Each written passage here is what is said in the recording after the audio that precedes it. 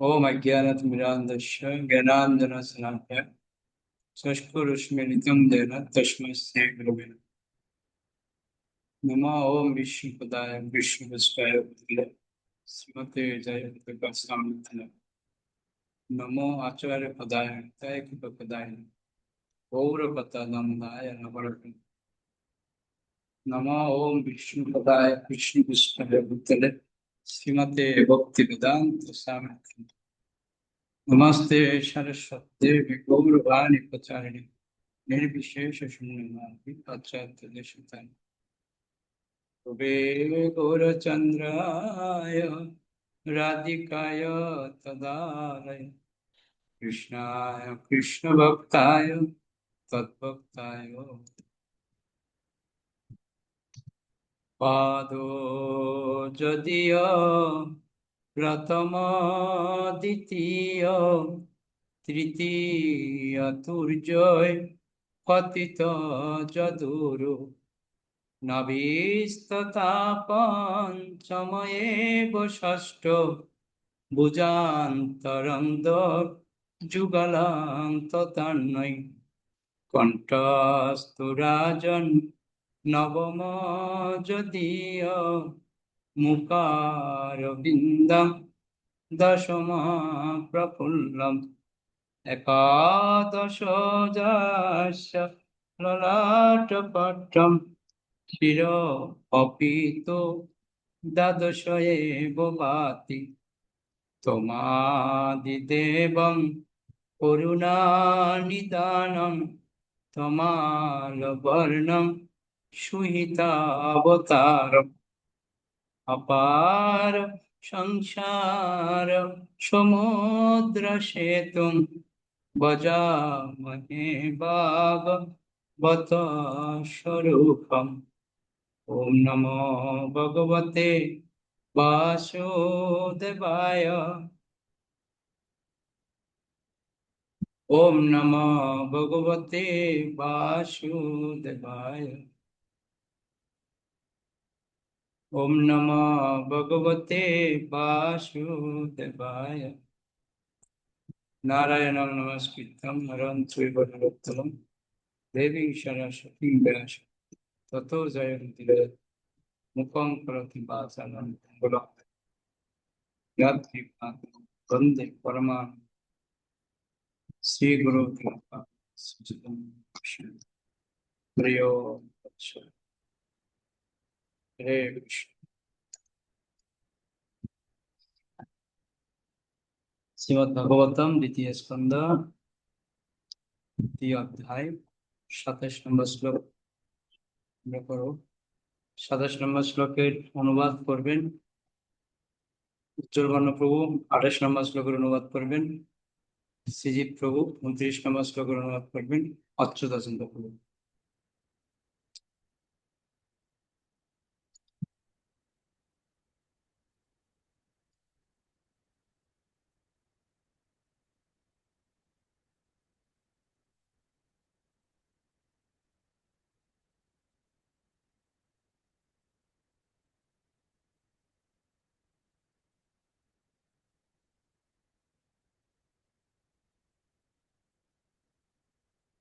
নায়াত্র শোকন জরান মৃত্যু নার্তি ন চোদ্বেগরিতে কুতস্থিত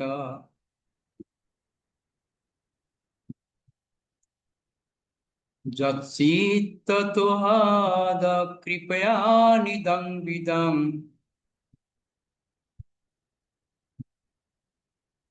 দুরন্ত দুঃখ প্রভবানুদর্শনাৎ।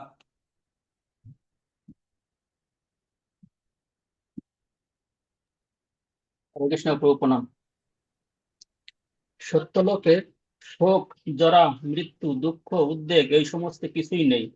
কেবল চেতনা জনিত এক প্রকার দুঃখ রয়েছে। সেই দুঃখের কারণ এই যে ভগবত ভক্তি সম্বন্ধে অজ্ঞ জড় জগতের বদ্ধ জীবদের অশেষ দুঃখ দর্শন করে তাদের প্রতি তাদের করুণার উদ্রেক হয়। হরে কৃষ্ণ। তো আমরা পড়ছিলাম গত ক্লাসে যে সত্যযুগের আবিষ্কার পড়ছিলাম। তো আজকে আমরা পড়ছি সত্যলোকের মধ্যে শোক নেই, জরা নেই, মৃত্যু নেই, দুঃখ নেই, উদ্বেগ এ সমস্ত কিছুই নেই, শুধুমাত্র চেতনাজনিত দুঃখ আছে।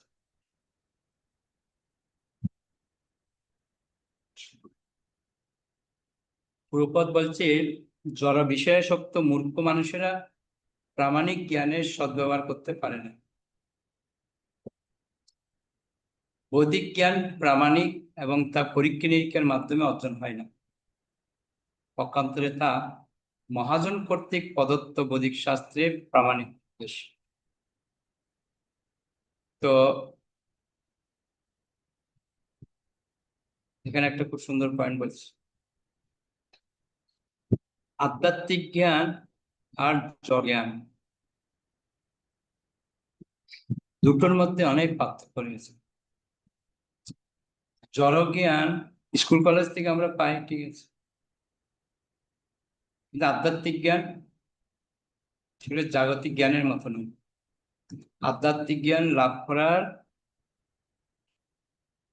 সিস্টেমটাই আলাদা। ওটা এমন নয় যে আমি স্কুলে পরীক্ষা দিলাম, এখানেও পরীক্ষা দিলাম, আধ্যাত্মিক জ্ঞান লাভ হয়ে গেল, না। এটা পরীক্ষা নিরীক্ষার মাধ্যমে অর্জন হয় না। যে মহাজন যেভাবে নির্দেশ দিয়েছেন সেভাবে হবে। আমরা একটা কথা বারবার বলি, সেটা হচ্ছে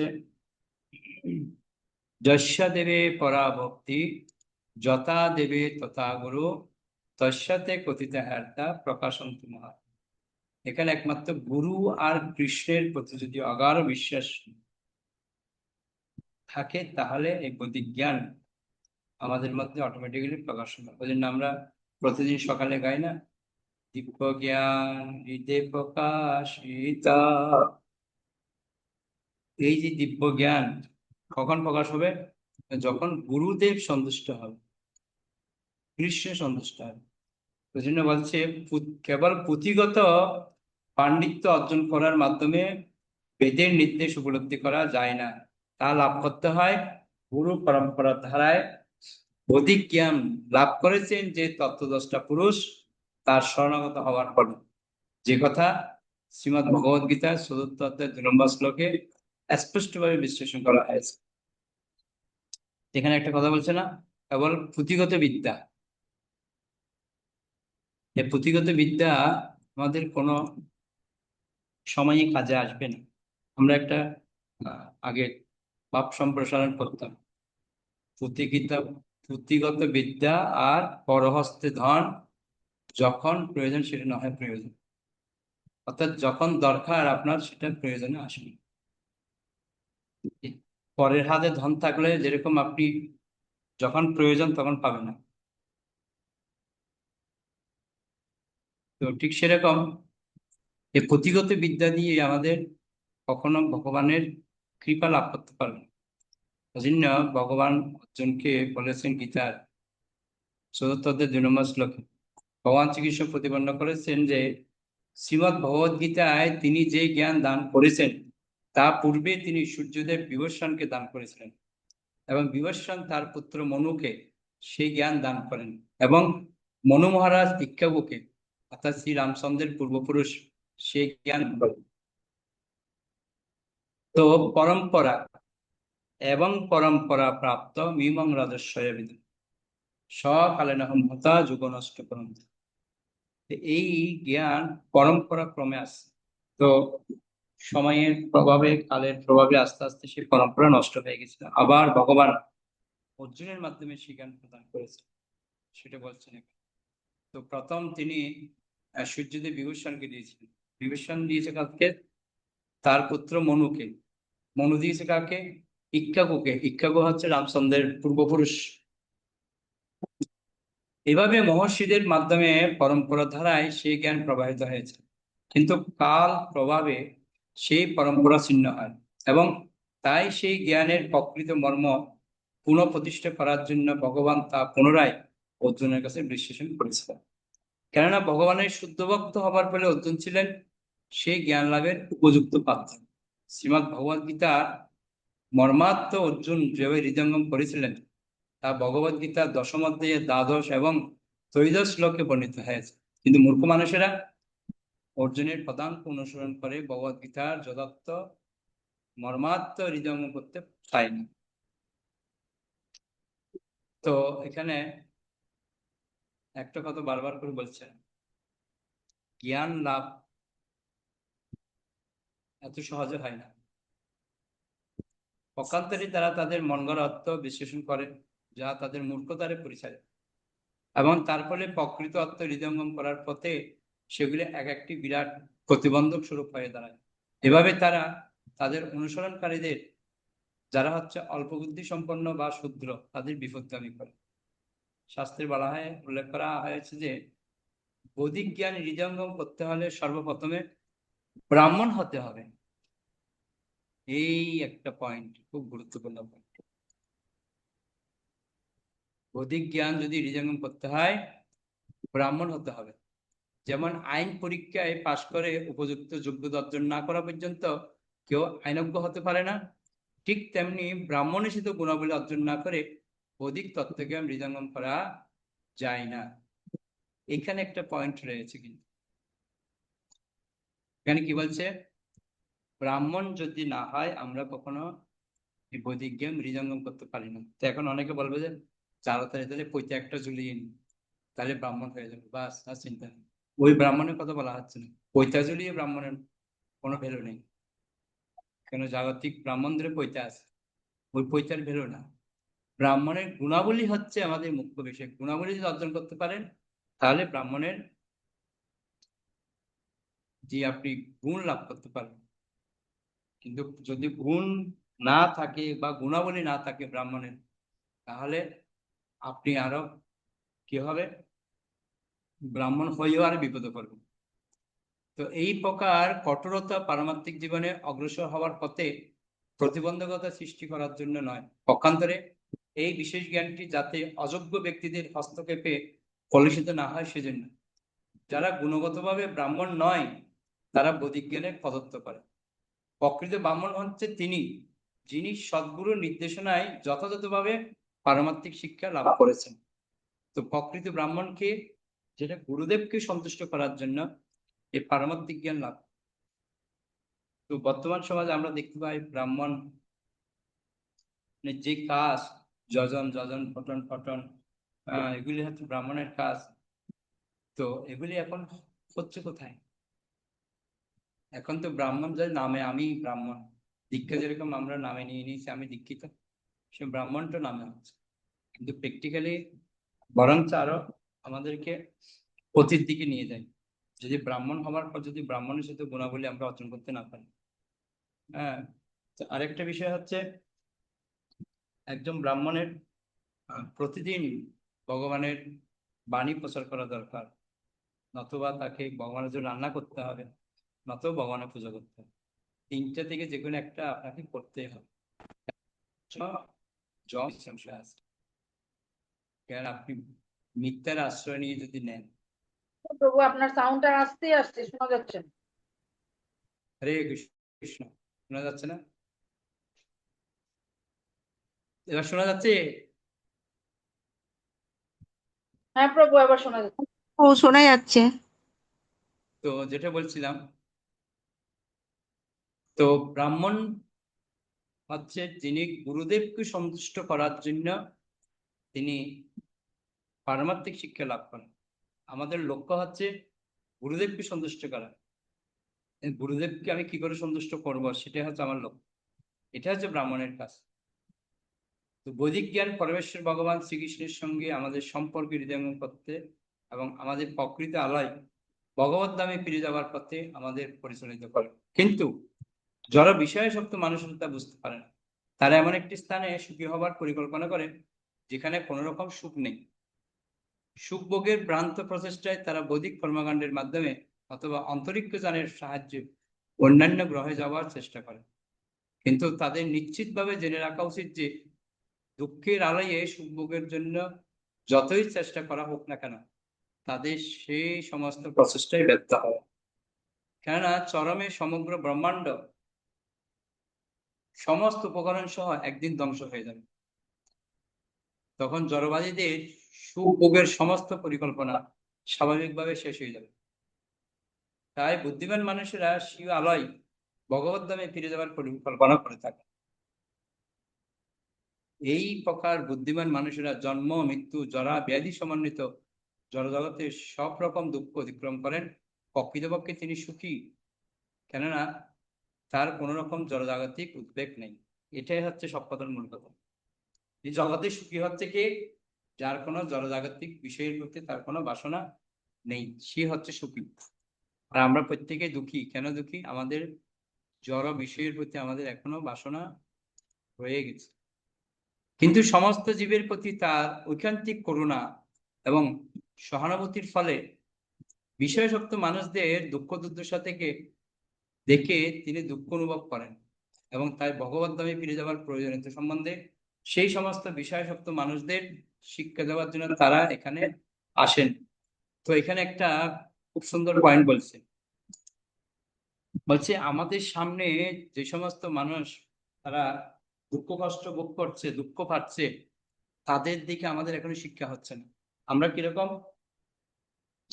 উদাহরণ দিচ্ছে, যখন ছাগল কসাই যেরকম ছাগলকে যখন কাটার সময় হয় না, তো ও কি করে কিছু পাতা, কাঁঠাল পাতা ছাগলের সামনে রাখে। তো ছাগল কি করে, ওই পাতাগুলি মনের আনন্দে খেতে থাকে। কিন্তু এর পরবর্তী যে ওর পালা, ওকে যে কসাই যে তাকে যে কাটবে সেটা কিন্তু সে ভুলে গেছে। সে মনের আনন্দে পাতা খাচ্ছে। ও দেখতে পাচ্ছে ওর সামনে আরেকজন ছাগলকে ওর সামনে কি করলো, তাকে কাটলো। ও দেখছে, দেখে ও যে ভুলে যাচ্ছে এর পরের পালা হচ্ছে আমার, সেটা ভুলে সে কি করছে, মনের আনন্দে পাতা খাচ্ছে।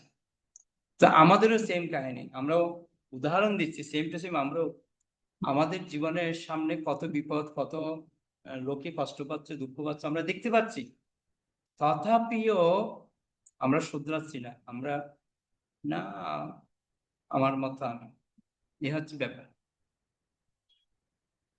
একজন কষ্ট পাচ্ছে দেখেও আমরা শিক্ষা হচ্ছে না। তো সমস্ত আচার্যরা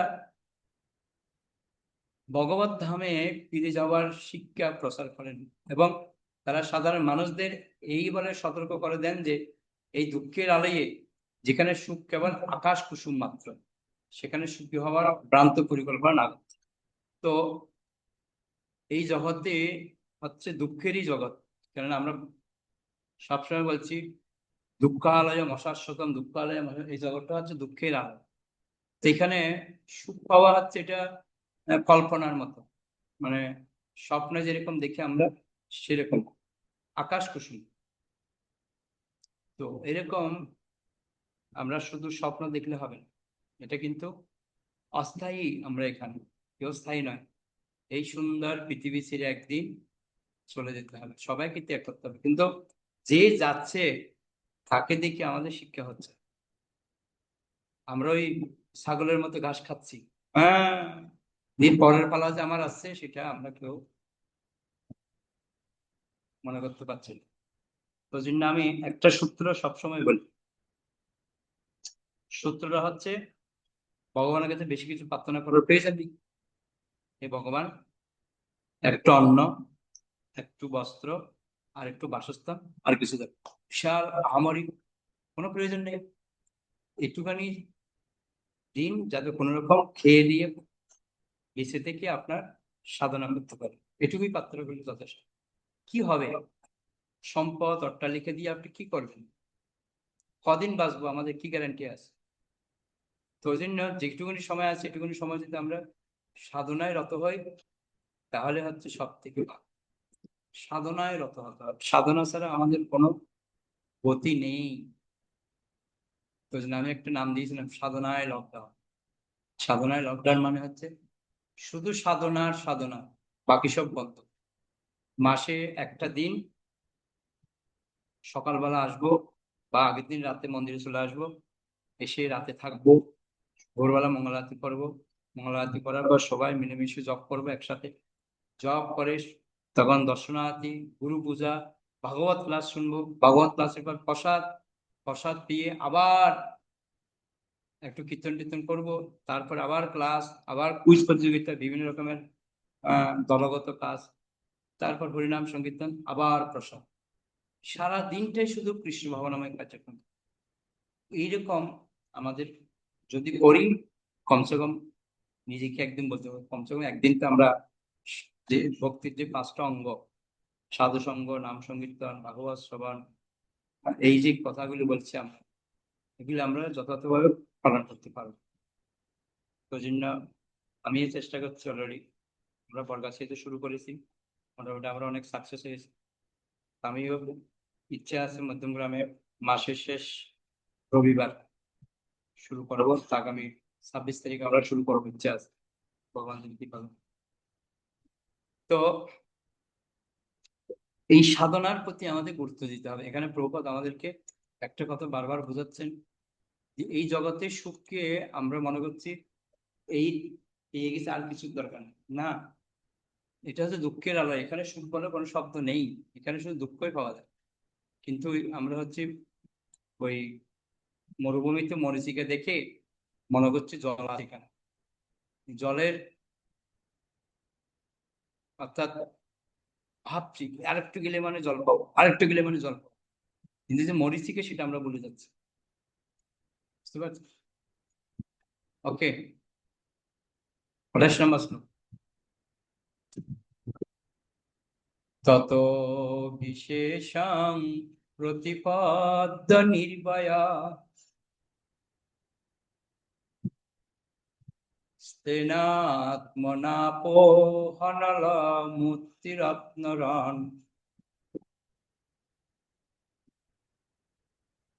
জ্যোতির্ময় বায়ু মুপেত কালে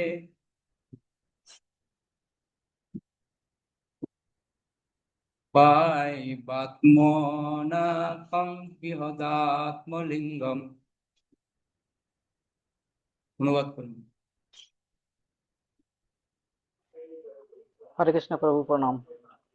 সত্যলোক প্রাপ্ত হওয়ার পর ভক্ত নির্ভীকভাবে বাহ্যত স্থূল দেহ সদৃশ একটি সূক্ষ্ম দেহে প্রবেশ করেন এবং ক্রমান্বয়ে মৃত্তিকাত্ম থেকে জলমূর্তি প্রাপ্ত হন এবং তারপর জ্যোতির্ময় মূর্তি এবং বায়বীয় মূর্তি প্রাপ্ত হন এবং অবশেষে আকাশ রূপ প্রাপ্ত হন। হরে কৃষ্ণ। তো এখানে সত্যলোকে যখন যাবে তার কিরকম রূপ প্রাপ্ত হবে সেটা ব্যাখ্যা করছে। সত্যলোক বলতে আমরা কি বুঝি? ব্রহ্মলোককে বুঝি, যেখানে ব্রহ্মা থাকেন। তো প্রভুপাদ বলছে পারমার্থিক সিদ্ধি লাভের প্রভাবে যিনি ব্রহ্মলোক বা সত্যলোক প্রাপ্ত হন, তিনি 3 প্রকার সিদ্ধি লাভ করেন। বুঝতে পারেন? 3 প্রকার সিদ্ধি লাভ। যিনি পুণ্যকর্মের প্রভাবে উচ্চতর লোক উন্নতি হন, তিনি তার পুণ্যের মাত্রা অনুসারে সেই গ্রহলোক প্রাপ্ত হন। যিনি ভগবানের বিরাট রূপ বা হিরণ্যগর্ভের আরাধনার ফলে ব্রহ্মলোক প্রাপ্ত হন, তিনি ব্রহ্মার মুক্তির সময় মুক্ত হন।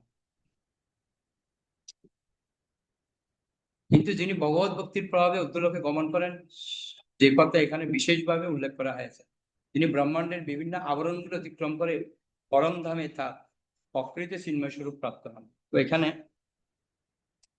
আমি আগে বলেছিলাম আমরা যে চতুর্দশ ভুবনে আছি, তো আমরা যদি ভালো কর্ম করি, পুণ্যের প্রভাব যদি আমাদের বেশি থাকে, তাহলে আমরা উপরের দিকে যে আরো 6টা লোক আছে ওখানে পর্যন্ত যেতে পারি। শুদ্ধ যদি কৃষ্ণ ভক্তি লাভ করতে পারি তাহলে হয়তো বৈকুণ্ঠ লোক যেতে পারবো। আর যদি রাগানুগ ভক্তি স্তরে যদি আমরা যেতে পারি তাহলে আমরা গোলক বিদ্যমান করে যেতে পারি। তো এই জন্য এখানে একটা কথা বলা হচ্ছে, ঊর্ধ্বলোকে আপনি যেতে পারেন, কিন্তু ব্রহ্মলোক গেলেও আপনাকে ফিরে আসতে হবে। তো যিনি বলছে ছিল জীব গোস্বামীর মতে, সমস্ত ব্রহ্মাণ্ডগুলি একত্রে গুচ্ছীভূতভাবে রয়েছে এবং তাদের প্রতিটি সপ্ত আবরণের দ্বারা আচ্ছাদিত। এই সপ্ত আবরণের বহির্ভাগে রয়েছে জল এবং প্রতিটি আবরণ পূর্ববর্তী আবরণটির থেকে 10 গুণ প্রসারিত। পরমেশ্বর ভগবান, যিনি তার নিঃশ্বাসের দ্বারা এই সমস্ত ব্রহ্মাণ্ডগুলি সৃষ্টি করেন, তিনি উজ্জীবিত ব্রহ্মাণ্ডের ঊর্ধ্বে শায়িত অবস্থায় আছেন। কারণ সমুদ্রের জল ব্রহ্মাণ্ডের আবরণের জল থেকে ভিন্ন। ব্রহ্মাণ্ডের আবরণ রূপ যে জল তা জড়, কিন্তু কারণ সমুদ্রের জল চিন্ময়। এখানে যে জলীয় আবরণের কথা বলা হয়েছে তার সমস্ত জীবের অহংকারের আবরণ বলে বিবেচনা করা হয় এবং একে একে জড় আবরণ থেকে ক্রমমুক্তির যে উল্লেখ এখানে করা হয়েছে তা স্থূল জড়দেহের অহংকার থেকে মুক্তি এবং তারপর সূক্ষ্ম শরীরের অনুভূতি এবং অবশেষে ভগবত ধামে শুদ্ধ চিন্ময় স্বরূপ প্রাপ্ত। তো সব কথার মূল কথা হচ্ছে একটাই, আমাদের এই যে ব্রহ্মাণ্ড আমরা আছি, এই ব্রহ্মাণ্ড থেকে আস্তে আস্তে আস্তে আস্তে আমাদেরকে টার্গেট করতে হবে আমরা যেন আমাদের ঊর্ধ্বতন যে লোক রয়েছে ব্রহ্মলোক ছাড়িয়ে আমাদেরকে ভগবানের ধাম যেতে হবে, সেই চিন্তাধারা আমাদেরকে করতে হবে। তো শ্রীধর স্বামী বলেছেন যে জড়া প্রকৃতির একটি অংশ ভগবান কর্তৃক প্রভাবিত হয়ে মহত্তত্ত্ব নামে পরিচিত হয়। তো মহত্তত্ত্ব আমরা অনেকবার অলরেডি বলেছি, মহত্তত্ত্ব সম্বন্ধে আশা করি আপনাদের মহত্তত্ত্ব সব বোঝা আছে। আমাকে আর কঠিন করে মহত্তত্ত্ব বোঝাতে হবে না, কেননা বলা হচ্ছে মহত্তত্ত্বের একটি অংশ হচ্ছে অহংকার। অহংকারের একটি অংশ শব্দ এবং শব্দের একটি অংশ বায়ু। বায়ুর একটি অংশ পর্যবিত হয় রূপে এবং রূপ থেকে তড়িৎ শক্তি বা তাপের উদ্ভব হয়। তাপ থেকে পৃথিবীর গন্ধ এবং এই গন্ধ থেকে স্থূল পৃথিবীর প্রকাশ হয় এবং এই সমস্ত একত্রে সৃষ্টি তত্ত্ব। সৃষ্টির ব্যাস 400 কোটি মাইল। আমরা 24টা তত্ত্ব নিয়ে আমরা আলোচনা করেছিলাম অনেকবার, আশা করি আপনাদের মনে আছে। তো এই একটা থেকে একটাতে একটা রয়েছে। আমরা এই সূত্রগুলি শিখিয়েছিলাম, যেমন জল, জল থেকে আমরা কি পাই? স্বাদ। হ্যাঁ, তো জলের মধ্যে কি আছে? এই যে 3টা পয়েন্ট একটার সাথে একটা লিঙ্ক থাকে, যে সূত্রটা আমি অনেকবার পড়িয়েছিলাম আপনাদের, আশা করি মনে আছে। তো এখানে বলছে সৃষ্টির ব্যাস 400 কোটি মাইল, তারপর ব্রহ্মাণ্ডের আবরণ শুরু হয়। প্রথম আবরণটি 8 কোটি মাইল এবং তার পরবর্তী আবরণগুলি যথাক্রমে জল, আগুন, বায়ু এবং আকাশ পূর্ববর্তী আবরণগুলি থেকে 10 গুণ অধিক প্রসারিত। ভগবানের নির্ভীক ভক্ত সেই সমস্ত আবরণগুলো অতিক্রম করে অবশেষে পরম স্তর প্রাপ্ত হন, যেখানে সবকিছুই চিন্ময়। তারপর ভক্ত বৈকুণ্ঠ লোকে প্রবেশ করে ভগবানের মতো রূপ প্রাপ্ত হয়ে তার প্রেমময়ী সেবায় যুক্ত হন। সেটি হচ্ছে ভগবান ভক্তির চরম সিদ্ধি। সিদ্ধ যোগীর পক্ষে তার ঊর্ধ্বে আর কোনো কামনা অথবা প্রাপ্ত নেই। তো ভক্তরা অনেক সময় মুক্তির মধ্যে আমরা দেখতে পাই 5 রকমের মুক্তির মধ্যে, তো বৈকুণ্ঠের মধ্যে 4টে রয়েছে। তখন ভগবান তো রূপ পেয়ে যায় অনেক, ওখানে ভগবানের সেবা করেন। তো ওটা হচ্ছে একটা স্তর। আমাদের লক্ষ্য হচ্ছে ভগবানের ধাম, গোলক বৃন্দাবন যাওয়া, এটি হচ্ছে আমাদের লক্ষ্য। তো সেজন্য আমাদেরকে সাধনা এমন ভাবে করতে হবে, তার মধ্যে সাধু সঙ্গ, সাধু সঙ্গের মধ্যে কি করতে? হরিনাম করতে হবে। সাধু সঙ্গে হরিনাম এই মাত্র চাই, সংসার জিনিতে আর অন্য বস্তু নেই। এটা মাথায় রেখে আমাদেরকে চলতে হবে। আরেকটা জিনিস হচ্ছে যে মহাতত্ত্ব, মহাতত্ত্ব যে আমরা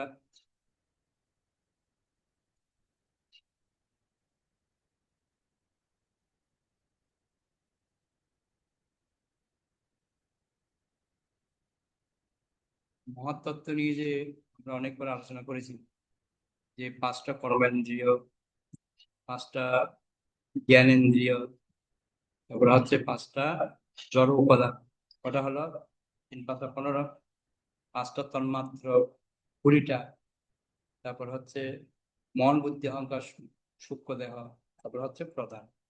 তো এই হচ্ছে মহাতত্ত্ব। তো একটার সাথে একটা লিঙ্ক আছে, ঠিক আছে? যেমন জড় উপাদান যদি মাটি হয়, মাটিতে কি আসে? গন্ধ। তারপর আমাদের আমরা গন্ধ কি দিয়ে নিই? ডাক। একটার সাথে একটা লিঙ্ক থাকে। এভাবেই আমরা প্রত্যেকটা উপাদান আমরা উপলব্ধি করতে পারি। ওকে, 29 নম্বর শ্লোক। ঘ্রাণেন গন্ধং রসনেন বৈরসং রূপং চ দৃষ্টা শশনং তথৈব রুদ্রেণ চোপেত নব গুণত্বং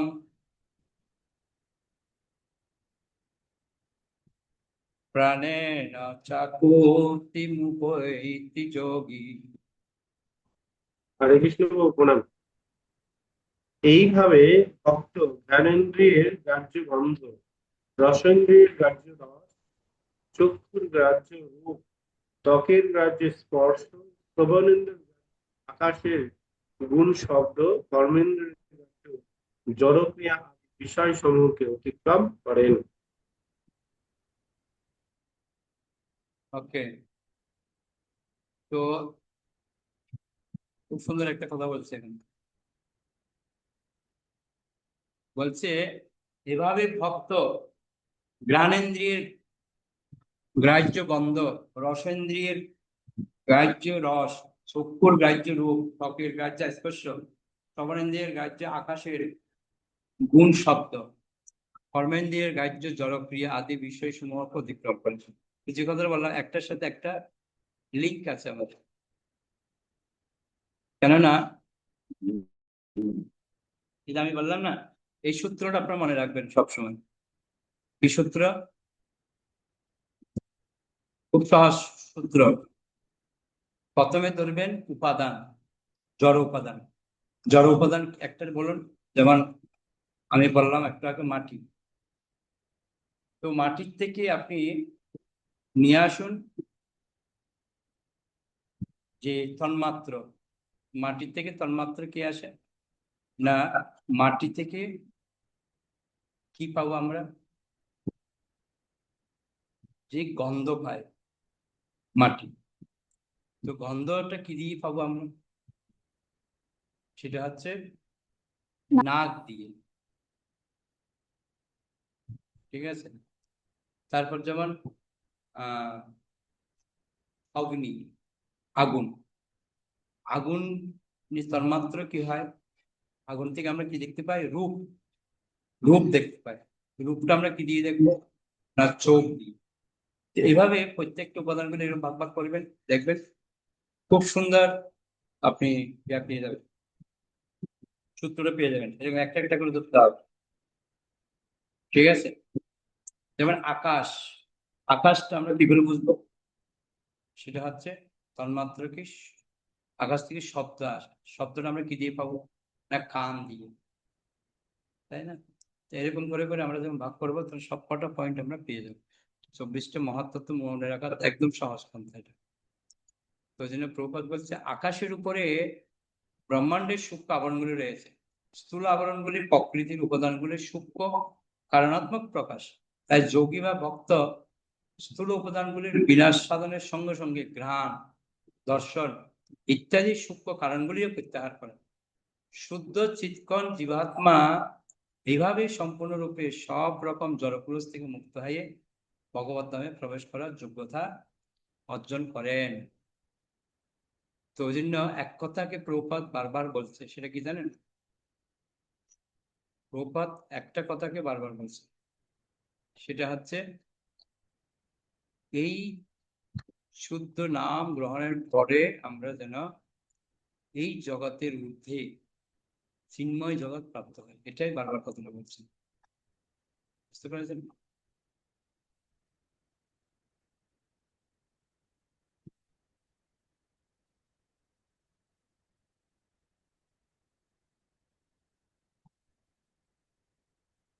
তিরিশ নম্বর শ্লোক, 30 নম্বর শ্লোকের অনুবাদ করবেন আমাদের কবির মালিক।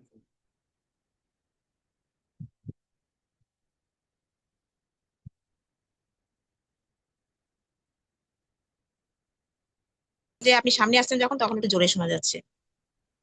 কে কথা বলছে?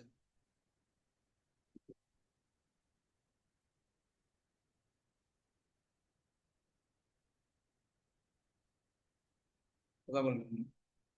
হরে কৃষ্ণ।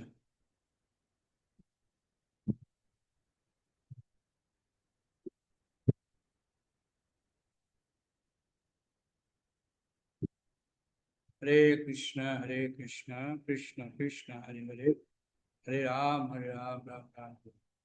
শ্লোক 30। সভূত সুখেন্দ্রিয় সন্নিকর্ষং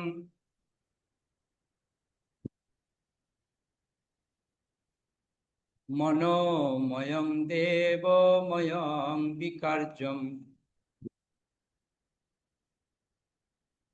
সংসাদ্যগত্যা সহতেন জাতি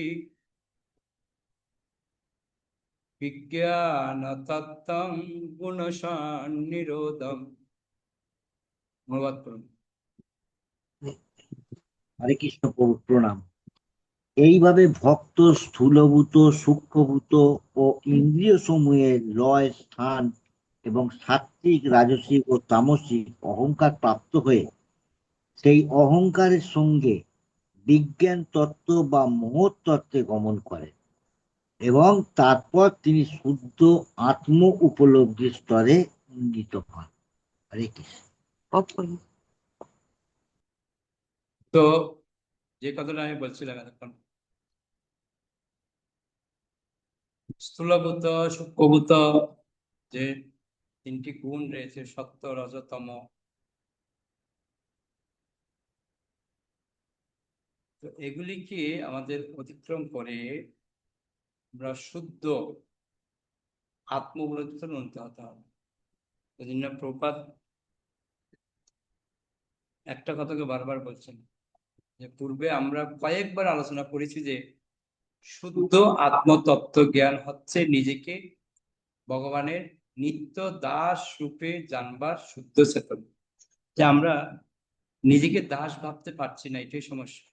আমরা সবাই প্রভু হয়ে বসে আছি, আমরা সেবা কেউ করতে চাইছি না। তো এইভাবে জীব ভগবানের প্রেমী সেবার প্রকৃত স্তরে পুনঃ প্রতিষ্ঠিত হয়, যা স্পষ্টভাবে পরবর্তী শ্লোকে বিশ্লেষণ করা হবে। ভগবানের কাছে কোনো কিছু প্রত্যাশা না করে তার প্রেমী সেবার যে অপাকৃত স্তর তা লাভ করা যায় যখন জড়েন্দ্রিয়গুলি কলুষমুক্ত হয়ে তাদের স্বাভাবিক শুদ্ধ অবস্থা প্রাপ্ত হয়। এখানে যৌগিক ক্রিয়ার মাধ্যমে ইন্দ্রিয়গুলিকে কলুষমুক্ত করার পন্থা বর্ণিত হয়েছে।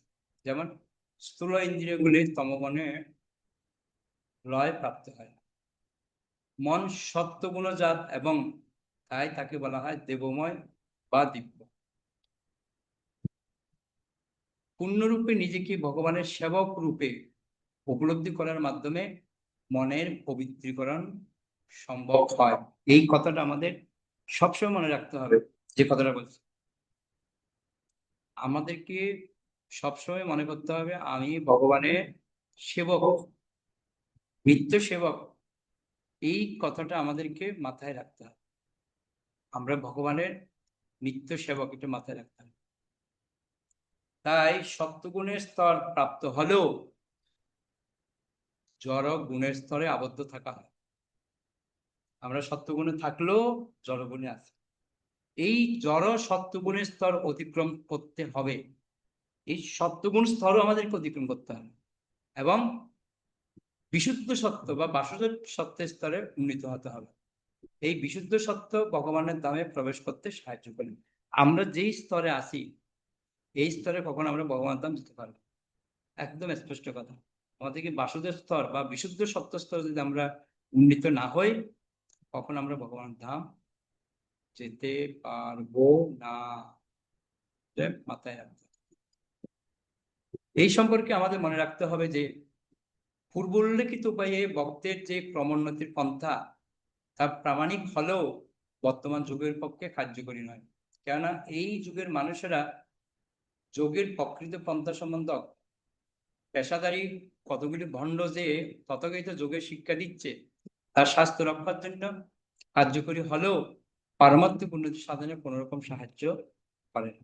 আমরা যে অনেকে যোগের পিছনে আমরা ছুটছি, এটা শরীরের জন্য ভালো, আধ্যাত্মিক কোন উন্নতি আমাদের হচ্ছে না। তো 5000 বছর পূর্বে যখন মানব সমাজ যথাযথভাবে বৌদ্ধিক নির্দেশ অনুসরণ করত, তখন এই যুগের পন্থা সকলের কাছে স্বাভাবিক ছিল।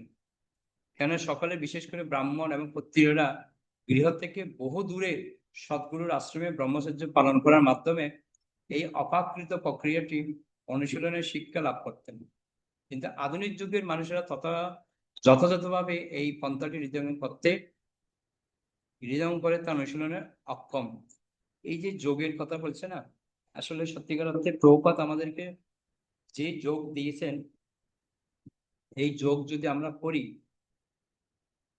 আমরা অনেক শারীরিকভাবে সুস্থ থাকতে পারবো, কিন্তু আমরা করি না। প্রভুপাদ আমাদেরকে মঙ্গলায় থেকে শুরু করে ভোরে ঘুম থেকে উঠে আমরা যে কীর্তন করছি, নৃত্য করছি, এতে কিন্তু শরীরে আমাদের ব্যায়াম হয়, কিন্তু আমরা করি না, লজ্জায় হয়তো নৃত্য করছি না বা কীর্তন করছি না। কিন্তু আমাদের শরীর ফিট রাখার জন্য আমাদেরকে কীর্তন, নৃত্য এটা আমাদের জন্য গুরুত্বপূর্ণ। এই যোগ ব্যায়ামের পিছনে না গিয়ে যদি আমরা মায়াপুরে আমরা দেখতে ভোরবেলা যখন ভক্তরা কীর্তন করে কত সুন্দর নৃত্য করছে, এতে শরীরের মধ্যে অলরেডি আমাদের ব্যায়াম হয়ে যাচ্ছে। আর আমরা যে প্রণাম করি, এই প্রণাম করে উঠা নামা, এই প্রণামও একটা আমাদের ব্যায়ামের মতো, তাই নয় কি? তো ওই জন্য শারীরিক আমাদের যে অসুবিধা সেটা সুস্থতার জন্য আমাদেরকে কি করতে হবে? ভগবানের নামের সাথে সাথে আমাদেরকে, যদি আমরা যোগা করতে চাই, হ্যাঁ শরীরের জন্য ভালো বলছে, কিন্তু আধ্যাত্মিকতার যেটা বিষয় সেটা আমাদেরকে করতে হবে। ওই জন্য এখানে বলছি দেখুন, তাই শ্রী চৈতন্য মহাপ্রভু আধুনিক যুগের মানুষের জন্য ভগবত ভক্তি অনুশীলনের পন্থাটি অত্যন্ত সরল করে দিয়ে গেছেন। অনুশীলনের প্রক্রিয়া ভিন্ন হলেও চরমের ফলটি কিন্তু অভিন্ন। প্রধান বিষয়টি হচ্ছে ভক্তিযোগের চরম গুরুত্ব সম্বন্ধে হৃদয়ঙ্গম। বিভিন্ন প্রজাতিতে জীব তার পূর্বকৃত কর্মের ফলস্বরূপ বিভিন্ন প্রকার বদ্ধদশা প্রাপ্ত হয়, কিন্তু তার বিভিন্ন প্রকার কার্যকলাপ সমাধান করতে কেউ যখন ভক্তিযোগের সম্পদ প্রাপ্ত হন, তখন তিনি পরমেশ্বর ভগবান শ্রীকৃষ্ণের কৃপায় এবং সদ্গুরুর কৃপায় ভগবত ভক্তির মহিমা হৃদয়ঙ্গম করতে পারেন। ভগবানের কৃপায় নিষ্ঠবান জীব ভগবানের প্রতিনিধি সদ্গুরুর সাক্ষাৎ পায়। এই যে একটা কথা বলছেন দেখুন, গুরু আমরা চাইলে গুরু আমরা পাই না যদি কৃষ্ণের কৃপা না হয়। যেমন ধ্রুব মহারাজ মায়ের কথা শুনে বনের মধ্যে ছুটছে ভগবানকে প্রাপ্ত হওয়ার জন্য। তো ধ্রুব মহারাজ এত কঠোর, জঙ্গলের মধ্যে দিয়ে যাচ্ছে, তো মাতা লক্ষ্মী চিন্তিত হয়ে গেছে, প্রভুকে বলছে, আরে এত ছোট বাচ্চা, সে আপনাকে লাভ করার জন্য এত কষ্ট করছে, তা আপনি একবার দর্শন দিন। ভগবান বলছে, না এখনো সময় হয়নি। অথচ লক্ষ্মী দেবী তিনি গিয়ে বারবার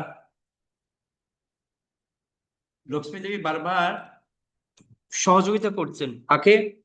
যে ধ্রুব মহারাজকে, তার প্রতিটি পদে পদে সবসময় সহযোগিতার হাত বাড়িয়ে দিচ্ছেন লক্ষ্মী দেবী, সেটা আমরা দেখতে পাই। কিন্তু ভগবান ধ্রুবকে দর্শন দিচ্ছেন না। তার পিছনে কারণটা কি?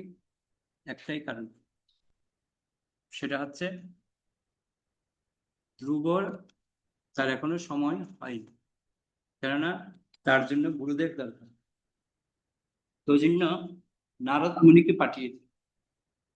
নারদ মুনিকে ভগবান পাঠিয়েছেন কেন? গুরুরূপে। গুরুরূপে নারদ মুনি ধ্রুব মহারাজকে শিক্ষা প্রদান করেছেন, সেটা আমরা দেখতে পাই। একটা বিষয় আমরা দেখতে পাই, এই যে ভগবানকে যখন প্রাপ্ত হওয়ার জন্য ধ্রুব মহারাজ গভীর বনের মধ্যে ছুটছে, লক্ষ্মী দেবী সবসময় তাকে সহযোগিতা করেছে। সেই সাথে সাথে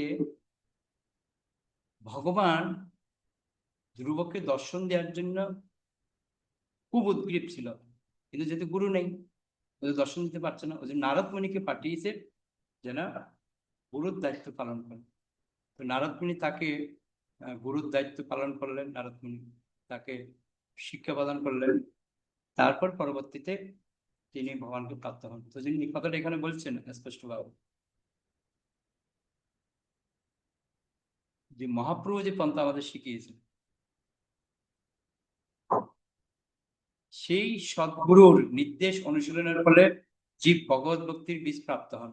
শ্রী চৈতন্য মহাপ্রভু নির্দেশ দিয়েছেন যে ভগবত ভক্ত, দেখুন মহাপ্রভু কি বলছেন,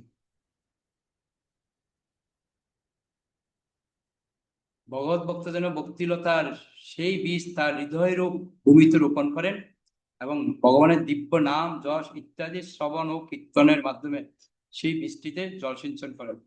নিরপরাধে ভগবানের দিব্য নাম শ্রবণ এবং কীর্তন করার ফলে অচিরেই জড়জগতের বন্ধন থেকে মুক্ত হয়ে চিন্ময় স্তরে উন্নীত হওয়া যায়। বুঝতে পারলেন? আমরা বীজ বপন তো করেছি গুরুদেবের কাছ থেকে, কিন্তু জল প্রদান করতে হবে।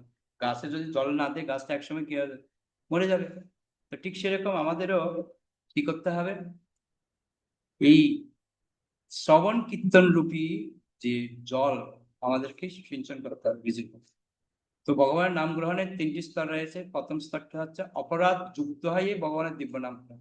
আমরা যেই নাম করছি সেটা হচ্ছে অপরাধ যুক্ত। দ্বিতীয় স্তরটি হচ্ছে কি নামাভ্যাসের স্তর, এবং তৃতীয় স্তরটি হচ্ছে শুদ্ধ নাম গ্রহণের স্তর। তো দ্বিতীয় স্তরটিতে অর্থাৎ অপরাধ যুক্ত এবং অপরাধ মুক্ত স্তরের মধ্যবর্তী নামাভ্যাসের মাধ্যমে আপনা থেকেই জড়জগতের বন্ধন মুক্তি স্তর লাভ হয়। আর নিরপরাধে ভগবানের নাম গ্রহণের ফলে ভগবত ধামে প্রবেশ করা যায়, যদিও আপাত দৃষ্টিতে তার দেহটি তখনও জড়জগতে বিরাজ করে। অপরাধ মুক্ত স্তর লাভ করতে হলে নিম্নলিখিত উপায়ে সচেতন থাকতে হবে। খুব সুন্দর এই নির্দেশনা দিতে, দেখুন কি কি না। শ্রবণ কীর্তন বলতে কেবল রাম কৃষ্ণ আদি ভগবানের নাম অথবা 16 নাম সমন্বিত হরে কৃষ্ণ কৃষ্ণ কৃষ্ণ হরে হরে হরে রাম রাম রাম হরে শ্রবণ এবং কীর্তনই নয়, পক্ষান্তরে ভক্ত সঙ্গে শ্রীমদ্ ভগবদ গীতা এবং শ্রীমদ্ ভাগবত পাঠ করতে এবং শ্রবণ করতে হবে। বুঝতে পারলেন? শুধু হরিনাম করলে হবে না, সাথে আমাদের গীতা ভাগবত আমাদেরকে পাঠ করতে হবে এবং শ্রবণ করতে হবে। দুটো ভক্তিযোগের প্রাথমিক অনুশীলনের ফলে হৃদয়ে ভক্তিলতার বীজটা অঙ্কুরিত হবে এবং উপরোক্ত পন্থায় নিয়মিতভাবে জলসেচনের ফলে ভক্তিলতাটি বর্ধিত হতে থাকবে। যথাযথভাবে সেই লতাটি লালন পালনের ফলে তা বর্ধিত হয়ে অবশেষে ব্রহ্মাণ্ডের আবরণ ভেদ করে, যা আমরা পূর্ববর্তী শ্লোকগুলিতে শুনেছি। জ্যোতির্ময়ী চিদাকাশ ব্রহ্মজ্যোতি প্রাপ্ত হবে এবং ক্রমে ক্রমে আরো বর্ধিত হয়ে তার চিদাকাশে, যেখানে বৈকুণ্ঠ লোক নামক অসংখ্য চিন্ময় গ্রহ রয়েছে, সেখানে প্রবেশ করবে। তারও উত্তরে রয়েছে কৃষ্ণলোক বা গোলক বৃন্দাবন, যেখানে সেই ভক্তিলতাটি আদিপুরুষ পরমেশ্বর ভগবান শ্রীকৃষ্ণের শ্রী পাদপদ্মের আশ্রয় লাভ করবেন। কেউ যখন গোলক বৃন্দাবনের শ্রীকৃষ্ণের শ্রী পাদপদ্ম লাভ করেন, তখন শ্রবণ কীর্তন রূপ জলসিঞ্চনের পন্থা এবং ভগবানের দিব্যনাম কীর্তনের শুদ্ধ ভক্তি ফলপ্রসূ হয় এবং ভগবত প্রেমরূপ সেই ফলের স্বাদ এই জড়জগতে থাকা সত্ত্বেও আস্বাদন করতে পারেন। একদম গুরুত্বপূর্ণ কথা হচ্ছে এটা। দেখুন, আমরা এই জগতে থাকলেও আমরা যদি শুদ্ধ নাম কীর্তন করি এবং ভগবত শ্রবণ করি, গীতা শ্রবণ করি, গীতা পাঠ করি, কাউকে শোনাই, তাহলে আমরা এই জগতে থাকলেও আমরা আনন্দ লাভ করতে পারবো। ওই জন্য উপরোক্ত উপায়ে নিরন্তর জলসিঞ্চনে যুক্ত ভগবত ভক্তরা কেবল ভগবত ভক্তি সেই সুভোগ্য ফল আস্বাদন করতে পারেন। কারা কারা এই ফল পাবেন তাদের বিস্তারিত বলছে দেখুন। তবে ভগবত ভক্তকে সবসময় সচেতন থাকতে হবে যাতে ভক্তিলতাটি ছিন্ন হয়ে না যায়। সব থেকে ভয়ঙ্কর অবস্থা হচ্ছে এটাই, আমাদের ভক্তিলতা যেন ছিন্ন না হয়। তাই তাকে নিম্নলিখিত বিষয়গুলি সম্বন্ধে সচেতন থাকতে হবে। কি কি সচেতন থাকবেন, এটা আমরা অলরেডি আগে একবার পড়িয়েছিলাম, আজকে আবার বলছি, দেখুন ভাগবত। 1 নম্বর, হৃদয়ঙ্গম করতে হবে, শুধু শুনলে হবে না। ভগবানের শুদ্ধ ভক্তের চরণে অপরাধ একটি মস্তবস্তির সুসজ্জিত বাগানে প্রবেশ করে সবকিছু নষ্ট করে দেওয়ার সঙ্গে তুলনা করা হয়। প্রথম হচ্ছে অপরাধ থেকে মুক্ত থাকতে হবে, শুদ্ধ ভক্তের চরণে যেন অপরাধ না থাকে। দ্বিতীয় কি, একটি লতাকে যেমন বেড়া দিয়ে রক্ষা করা হয়, তেমনি ভগবানের শুদ্ধ ভক্তের চরণে অপরাধ থেকে সবসময় নিজেকে রক্ষা করার ব্যাপারে খুব সচেতন থাকতে হবে। আমরা ভক্তি করে অনেক কিছু অর্জন করি, কিন্তু দুর্ভাগ্য কি, গাছটা লাগায় কিন্তু বেড়াটা ঠিক মতো দিই না বলে গাছটাকে অন্যকে খেয়ে ফেলে। কিন্তু বেড়াটা আমাদের শক্ত করতে হবে। তো বেড়াটা কি, ভক্তের চরণের জন্য আমরা অপরাধ না করি।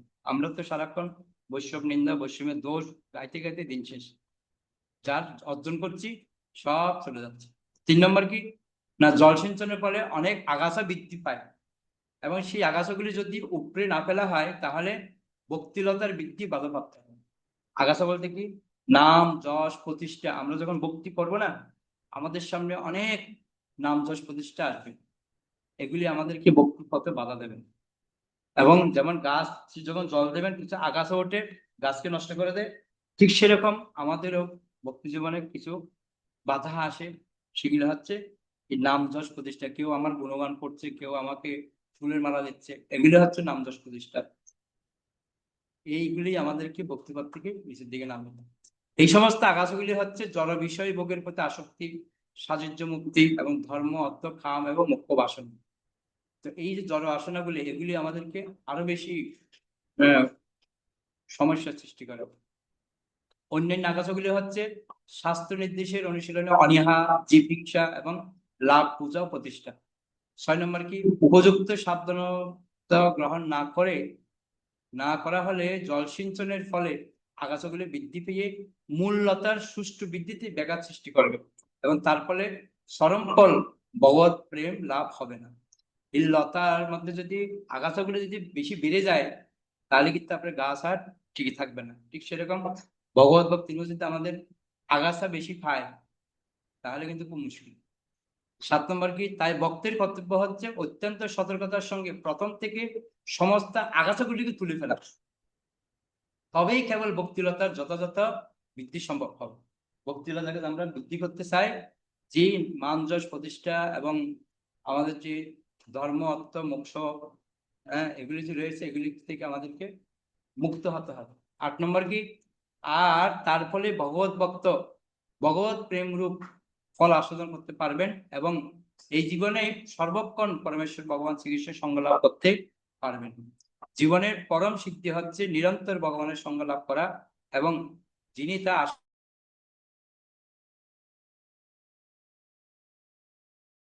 আস্বাদন করেন না। বুঝতে পারলেন আশা করি।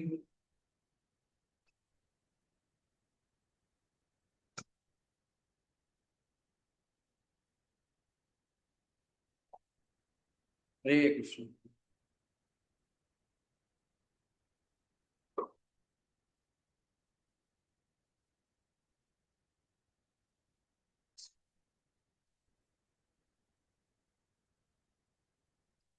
আশা করি সবাই বুঝতে পেরেছেন।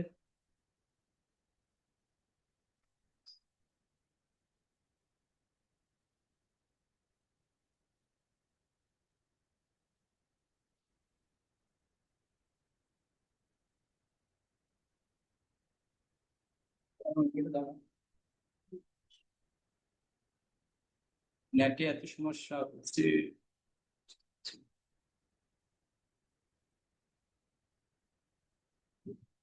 হরে কৃষ্ণ কৃষ্ণ কৃষ্ণ হরে হরে, হরে রাম রাম রাম।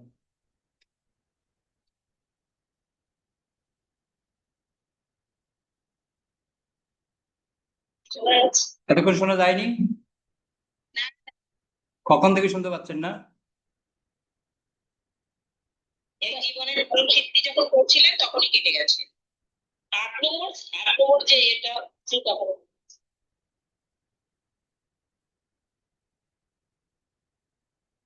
ওকে